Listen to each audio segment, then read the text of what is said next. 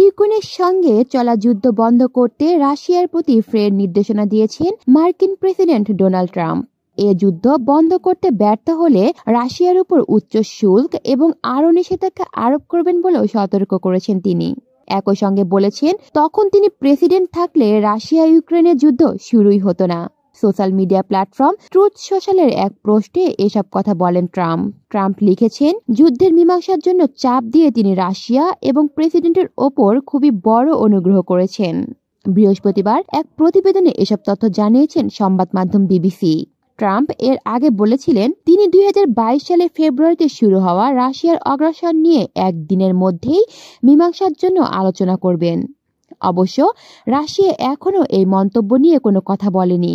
তবে সাম্প্রতিক দিনগুলোতে ঊর্ধ্বতন কর্মকর্তারা বলেছেন, নতুন মার্কিন প্রশাসনের সঙ্গে কাজ করতে মস্কোর জন্য সুযোগ আছে। পুতিন বারবার বলেছেন, তিনি 2014 সালে শুরু হওয়া যুদ্ধের অবসানের জন্য আলোচনা করতে প্রস্তুত। তবে ইউক্রেনকে রাশিয়ার আঞ্চলিক লাভের বাস্তবতা মেনে নিতে হবে। তিনি ইউক্রেনকে ন্যাটোতে যোগদানের অনুমতি দিলেও অস্বীকৃতি জানিয়েছেন। কিয়েভ নিজেদের অঞ্চল ছেড়ে দিতে চান না, যদিও প্রেসিডেন্ট ভলোদিমির জেলেনস্কি স্বীকার করেছেন তাকে বর্তমানে কিছু দখলকৃত জমি সাময়িকভাবে ছেড়ে দিতে হতে পারে। এই অবস্থার মধ্যেই মঙ্গলবার ট্রাম্প এক সংবাদ সম্মেলনে বলেন, তিনি খুব শীঘ্রই পুতিনের সঙ্গে কথা বলবেন এবং সম্ভবত মনে হচ্ছে যে রাশিয়ার নেতারা আলোচনার টেবিলে না এলে তিনি আরও নিষেধাজ্ঞা আরোপ করবেন। বুধবার তার ট্রুথ সোশ্যাল পোস্টে তিনি আরো বলেন, আমি রাশিয়ার উপর চাপ সৃষ্টি করতে যাচ্ছি, যার অর্থনৈতিক ব্যর্থ হচ্ছে এবং প্রেসিডেন্ট পুতিন একটি খুব বড় অনুগ্রহ। ট্রাম্প লিখেছেন, এখনই মীমাংসা করুন এবং এই হাস্যকর যুদ্ধ শেষ করুন। এটি আরো খারাপ হতে চলেছে।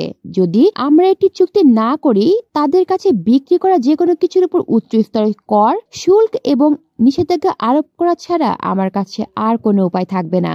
মার্কিন প্রেসিডেন্ট বলেন, আসুন এই যুদ্ধ শেষ করি, যা আমি প্রেসিডেন্ট থাকলে কখনো শুরুই হতো না। আমরা এটি সহজ উপায়ে শেষ করতে পারি অথবা কঠিন উপায়ে, এবং সহজ উপায় সর্বদা আরো ভালো। এখন একটি চুক্তি করার সময়। কলি শিকদার, বাংলা নিউজ নেটওয়ার্ক।